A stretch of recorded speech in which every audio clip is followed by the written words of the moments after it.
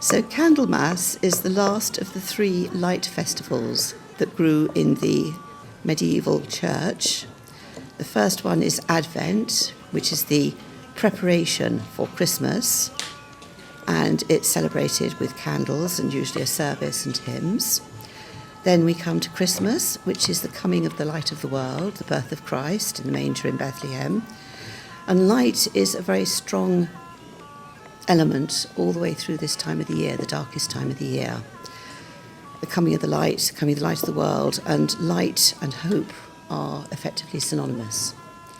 And so Jesus, the coming of the Christ child, who is recognised not by his own folk, not by the Jews, but by 3 strange wise men who come from the east. And so they follow a star. So again, we have a light image. And they come to worship the baby. And then the third one of the trilogy is Candlemas. So everyone who's taken down their Christmas decorations before New Year, you're all wrong. Because Christmas only ends at Candlemas, which is the 2nd of February. And that is the conclusion of, if you like, the process of birth.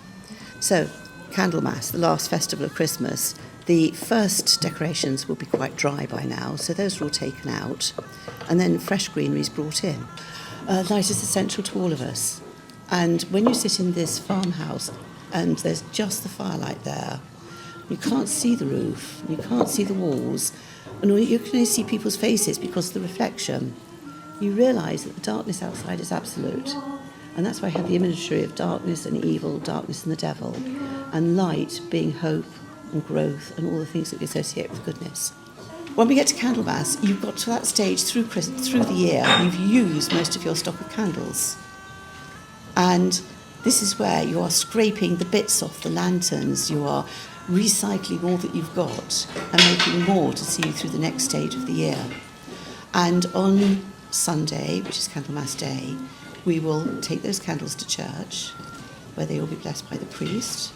And what the priest is doing is blessing those candles that the light of God will come into our homes, so that that light is, as it were, transferred out, and we do it through our lives as well.